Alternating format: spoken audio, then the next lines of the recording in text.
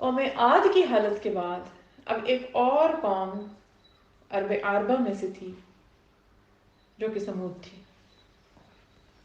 اب یہی پہ سورۃ الفجر میں جہاں عاد کی بات ہو رہی ہے وہیں سمود کی بات بھی ہو رہی ہے. اب قوم سمود عرب عربہ میں سے تھی، یہ بھی عربی بولنے والے لوگ تھے. اب ان میں بھی کیا مسئلہ تھا؟ اب دیکھیں ایک قوم تباہ ہو گئی ہے، بت پرستی جو چل رہی تھی وہ ختم ہو گئی ہے. اب واللہ عالم کتنا عرصہ گزرا وہی بت پرستی دوبارہ شروع ہو رہی ہے. بتوں کو نہیں چھوڑا انہوں نے اپنے. اب اس کا مطلب ہے کہ انسان کی فطرت ہے کہ اس کو یہ پتہ ہے کہ مجھے کسی نے تخلیق کیا ہے. یہ فطرت میں سے آ رہی ہے نا یہ چیز، ورنہ بت بنانے کی بھی کیا ضرورت ہے؟ یہ اس کی عبادت کرنے کی بھی کیا ضرورت ہے؟ یہ کہیں گے ہم خود بخود پیدا ہو گئے.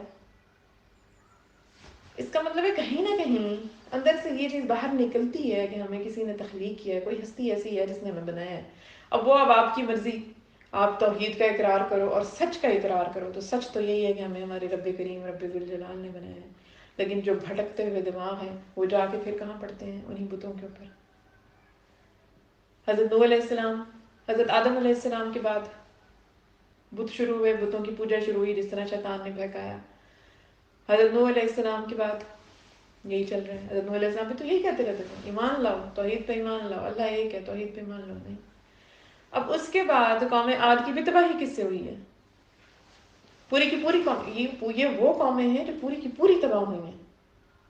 حضرت نوح علیہ السلام کی قوم بھی پوری کی پوری تباہ. حضرت ہود علیہ السلام کی بھی پوری کی پوری، صرف چند لوگ بچے. حضرت نوح علیہ السلام کے ساتھ بھی صرف چند لوگ بچے. اسی طرح جو اس کے بعد جو اگلی قوم ہے جو تباہ ہوئی، جس کا ذکر بہت زیادہ ہے، وہ سمود کی قوم ہے. اور ان کے بعد میں شامل لوط کی قوم تھی نا. ان کے بعد لوط علیہ السلام کی قوم. اب جب حضرت قوم سمود کا ذکر ہے، قوم سمود میں سے جو نبی تھے وہ حضرت صالح علیہ السلام تھے. حضرت صالح علیہ السلام کو نبوت ملی. یہ لوگ بھی پھر وہی بتوں کی پوجا کر رہے ہیں. اور ان لوگوں کو بھی اللہ نے طاقت میں بہت بڑا بنایا تھا. وہ اونٹنے کا معجزہ حضرت صالح کا تھا. حضرت صالح علیہ السلام کا تھا. اور جب حضرت صالح علیہ السلام بھی ان کو یہی تلقین کرتے تھے، یہی تبلیغ کرتے تھے، یہی تاکید کرتے تھے توحید کی، تو یہ بھی بدلے میں کیا کہتے تھے کہ صالح تم تو ہم ہی میں سے ہو، تو ہمارے جیسے انسان، ہماری طرح کھاتے پیتے ہو. وہی مکالمہ جو نوح علیہ السلام کی قوم نے کیا، وہی مکالمہ جو حضرت ہود علیہ السلام کی قوم نے کیا، وہی مکالمہ ہے جو قوم سمود نے کیا حضرت صالح علیہ السلام. انہوں نے بھی یہ کہا تم تو ہمارے میں سے کھاتے پیتے ہو، نہ تم ہمارے لیے کوئی دلیل لائے، ہمیں کوئی دلیل لاؤ. ہمارے بڑے جن چیزوں کو پوچھ دیتے ہو تم ہمیں کیوں منع کرتے ہو کہ ہم ان کو نہ پوچھیں؟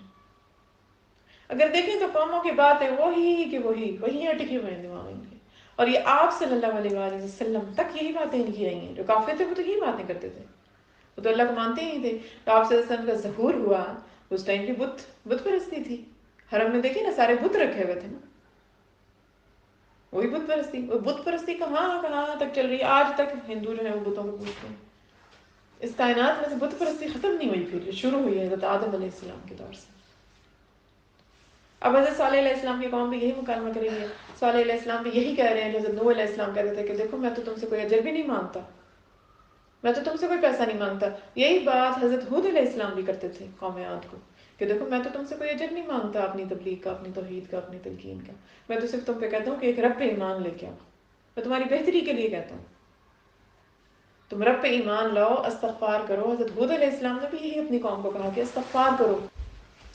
حضرت ہود علیہ السلام کی قوم پہ جب بارش نہیں برسی تھی تو حضرت ہود علیہ السلام نے ان کو یہی کہا کہ استغفار کرو، تمہارا رب تم پہ بارش برسائے گا اور تمہیں بیٹے دے گا. حضرت نوح علیہ السلام نے بھی یہی اپنی قوم کو کہا کہ استغفار کرو، تمہارا رب تمہیں رزق بھی دے گا. استغفار کرو، تمہارا رب بارش بھی برسائے گا. استغفار کرو، تمہارا رب تمہیں بیٹے بھی دے گا. اسی لیے علماء کہتے ہیں کہ اگر کسی کے اولاد نہ ہو رہی ہو تو اس کو چاہیے کہ استغفار کرے زیادہ سے زیادہ. اگر بارش کہیں پہ نہیں برس رہی، کسی جگہ پہ قحط سالی ہو رہی ہے، تو ان کو چاہیے کہ استغفار کرے. اگر کسی کے رزق میں تنگی آئی ہے تو اسے بھی چاہیے کہ استغفار کرے، کیونکہ ان تینوں کا ہمیں ریفرنس قرآن سے ملتا ہے، ان تینوں حالتوں کا. حضرت ہود علیہ السلام نے بھی جب بارش نہیں برس رہی تھی تو اپنی قوم کو یہی کہا تھا کہ تم استغفار کرو، تمہارا رب تم پہ بارش برسائے گا، تم پہ رحمتیں کرے گا. لیکن اب حضرت صالح علیہ السلام بھی یہی کہہ رہے ہیں کہ اللہ سے معافی مانگو، استغفار کرو، توبہ کرو، تمہارا رب تمہیں بخشے گا. پر نہیں، اپنے ہی کفر پہ اڑے ہوئے ہیں، اپنے ہی کفر پہ اڑے ہوئے ہیں، نہیں مان رہے. اینڈ میں آ کے جب حضرت صالح علیہ السلام ان کو بار بار تبلیغ کرتے رہے، اینڈ میں آ کے انہوں نے صالح علیہ السلام کو کہا ٹھیک ہے ہم تمہاری بات مانیں گے، پھر دلیل لے کے آؤ. حضرت صالح علیہ السلام نے ان سے پوچھا کہ کیا کیسی دلیل مانگتے ہو؟ اب فرمائشیں دیکھیں کیا کیا چل رہی ہیں. ہم چاہتے ہیں کہ جو یہ پہاڑ ہے اتنا بڑا، اس میں سے کوئی اونٹنی نہیں. کیسا کہا؟ ان کے حساب سے تو ناممکن ہوگا نا. انہوں نے جان بوجھ کے صرف تنگ کرنے کے لیے، یہ نہیں تھا کہ واقعی مان لیتے یا اقرار کرنے والے تھے، صرف تنگ کرنے کے لیے حضرت صالح علیہ السلام کو کہہ رہے ہیں. پتہ تھا کہ کر تو نہیں سکیں گے، تو پھر ہم مذاق اڑائیں گے ان کا. کیونکہ اگر اتنا رب پہ توکل اور اتنا رب پہ ایمان ہوتا تو اس رب کو مان نہ لیتے. اگر ان کو پتہ ہوتا کہ اگر صالح کا رب یہ کر سکتا ہے اور ہمارا رب بھی ہے وہ، تو پھر تو خود ہی مان لیتے. اب صالح علیہ السلام کو تنگ کرنے کے لیے کہہ رہے ہیں کہ یہ جو اتنا بڑا سا پہاڑ ہے، جب اس میں سے کوئی اونٹنی نکلے اور 10 ماہ کی حاملہ ہو اونٹنی، فرمائشیں دیکھیں، 10 ماہ کی حاملہ اونٹنی ہو اس پہاڑ میں سے نکلے، جب اگر وہ ایسی اونٹنی نکل آئی اور باہر آ کے تو بچہ بھی دے، تو جب ایسی اونٹنی نکل آئے گی تو ہم تم پہ. صالح علیہ السلام نے کہا ٹھیک ہے، پھر تم مجھ سے وعدہ کرو کہ اگر میرے رب نے ایسا کر دیا تو تم پھر ایمان لے آؤ گے اس رب کے اوپر. تو کہتے ہیں کہ ہاں ہم ایمان لے آئیں گے. اگر آج بھی دیکھیے نا تو لوگ دوسروں کو تنگ کرنے کے لیے، بعض اوقات جس کو تنگ کرنے کا ارادہ ہوتا ہے اس سے ایسی ہی فرمائشیں کرتے ہیں. آف کورس اس لیول کی تو نہیں کرتے، لیکن ایسا کوئی ناممکن سا ٹارگٹ دے دیتے ہیں جو ان کو ناممکن لگتا ہے نا، امپاسبل یا مشکل لگتا ہے، وہ ٹارگٹ دے دیتے ہیں کسی کو تنگ کرنے کے لیے. تو مقصد وہاں بھی تنگ کرنا ہی تھا. تو حضرت صالح علیہ السلام نے جب ان سے یہ بات کی اور ان سے وعدہ لیا کہ ٹھیک ہے پھر وعدہ کرو کہ اگر میرے رب نے ایسا کر دیا تو پھر تم اس رب پہ ایمان لے آؤ گے. انہوں نے کہا کہ ہاں. حضرت صالح علیہ السلام وہاں سے اٹھے، جا کے اپنی اس جگہ پہ کھڑے ہوئے جہاں پہ اللہ سے دعا کیا کرتے تھے، اللہ تعالیٰ کے ساتھ راز و نیاز کرتے تھے، عبادت کرتے تھے اللہ تعالیٰ کی. اس جگہ پہ گئے اور اس کے بعد اللہ سے انہوں نے دعا کی، درخواست کی کہ یا اللہ یہ ان کو ایمان کی طاقت دے اور ایسی نشانی اور ایسی دلیل ان کو دے دے کہ شاید یہ ایمان لے آئیں. اللہ تعالیٰ سے ایک نبی ہاتھ اٹھائے اور اس کا ہاتھ بغیر اس کی دعا کے پورے ہوئے گر جائیں، یہ ہو نہیں سکتا. اللہ تعالیٰ نے اپنے نبی کی دعا قبول کی. حضرت نوح علیہ السلام کی تو دعا قبول کی تھی نا، وہ تو اصل میں بددعا ہی تھی اپنی قوم کے لیے، بہت تنگ کیا تھا نوح علیہ السلام. اب جناب اللہ تعالیٰ نے دعا قبول کی، ان کی آنکھوں کے سامنے اس پہاڑ میں سے وہ پہاڑ پھٹا اور اس میں سے اونٹنی نکلی. اور ان کی یہ بھی فرمائش تھی کہ وہ اتنی لہیم و شہیم ہو، اتنی بڑی ہو اونٹنی، پہاڑ جتنی اونچی ہو. خود انہوں نے فرمائش کر کے ویسی اونٹنی جو ہے دلیل لانے کے لیے کہی. اب ویسی ہی پہاڑ جتنی اونچی اونٹنی اللہ نے ان کی آنکھوں کے سامنے اس پہاڑ میں سے نکالی، اور وہ 10 ماہ کی حاملہ بھی تھی اور اس نے باہر آ کے وہ بچہ بھی دیا. اور کہتے ہیں کہ وہ ایسا وقت تھا کہ یہ واقعی ڈر گئے تھے. ویسے یہ تو انہونی تھی نا، انسانی دماغ ایسی چیزوں تک آتا نہیں نا. اصل میں یہی تو معجزہ ہوتا ہے. معجزہ ہوتا ہی وہ ہے جس کی کوئی دلیل نہیں ہوتی. اگر دلیل بن جائے تو پھر وہ معجزہ تو نہیں ہو سکتا نا، پھر تو لاجک آ جاتی ہے اس میں. جو آپ سے چاند کے 2 ٹکڑے کیے تھے تو ہے کوئی دلیل؟ کیا انگلی سے کیا چیز نکلی؟ کیا دلیل ہے؟ آج کی سائنس کیا ڈیفائن کرے گی؟ معجزے کی کوئی دلیل نہیں ہوتی. اور معجزے ہوتے ہی نبیوں کے لیے ہیں. اور انبیاء کو اللہ تعالیٰ معجزے اس لیے عطا کرتے ہیں دلیل کے طور پہ، کیونکہ لوگ مانگتے جو ہیں دلیل مانگتے. آپ سے بھی تو انہوں نے کہا تھا کہ اگر آپ نبی ہیں اللہ کے سچے تو اس چاند کو توڑ کے مشاہدہ کیا. یا تو ایمان نہیں لاتے نا، کیسے پتہ چلتا ہے واقعی نبی ہیں؟ کیونکہ نبی کو معجزہ ہی ایسا دیا جاتا ہے. اور نبی کو معجزہ دیا جاتا ہے نارملی، جب ہم آگے چلیں گے نا ہم دیکھیں گے کہ حضرت ابراہیم علیہ السلام بھی، حضرت موسیٰ علیہ السلام بھی معجزات عطا کیے جاتے ہیں اس وقت کے حالات کے حساب سے. اب اونٹنی کے کیونکہ انہوں نے خود سوال کیا نا، تو اللہ تعالیٰ نے وہ معجزہ دکھا دیا اپنے نبی کے سامنے، نبی کی دعا سے. اب جب وہ اونٹنی نکلی اور وہی اس طرح اونچی، اب ظاہر ہے اتنی اونچی اونٹنی ہے تو پھر اب اس کی خوراک بھی پوری کرو. پھر مانگی کیوں تھی؟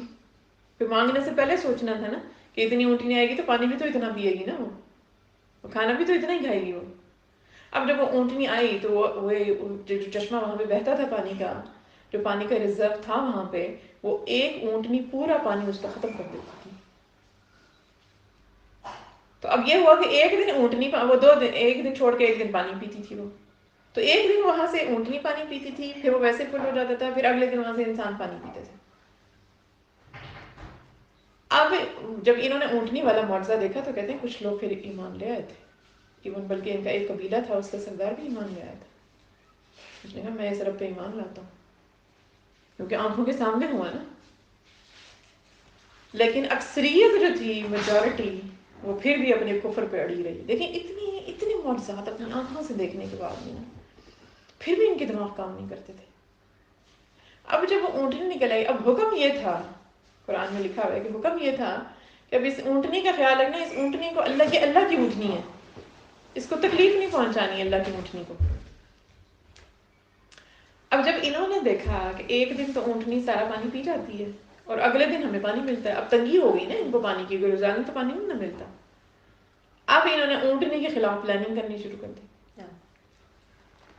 اب بھائی اونٹنی آپ نے خود اتنی بڑی، آپ کو خود اپنی فرمائش تھی کہ اتنی بڑی اونٹنی ہو، اب اسی اونٹنی کے خلاف اب حکم یہ ہے کہ اللہ کی اونٹنی کو تکلیف نہیں پہنچانی، لیکن اب اس کے خلاف سازشیں ہو رہی ہیں چھپ۔ جب اس کے خلاف سازشیں ہو رہی تھیں اونٹنی کے خلاف، تو انہوں نے ایک گروپ بنایا، اور خاص طور پہ کہتے ہیں کہ وہاں پہ اس زمانے میں 2 عورتیں تھیں۔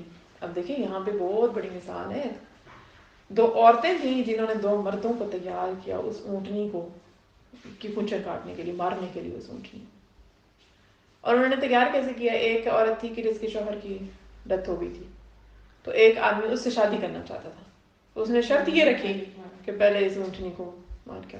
دوسری عورت یہ تھی جس کی 4 بیٹیاں تھیں، اس نے ایک آدمی تیار کیا، اس نے کہا اس اونٹنی کو مارو، 4 بیٹیوں کا نکاح تم سے کر دوں گی، 4 بیٹیاں اپنی میں تمہیں دے دوں گی۔ تو 2 لوگ اس طرح مین تھے ان کے جو تیار ہوئے تھے، اور ان کو اکسانے والا کون تھا؟ 2 عورتیں۔ تو عورت میں اللہ نے طاقت بھی بہت رکھی ہے، عورت کو اپنی اس طاقت کا پتہ بھی ہونا چاہیے اور اس طاقت کو صحیح استعمال بھی کرنا چاہیے۔ آپ کو ہر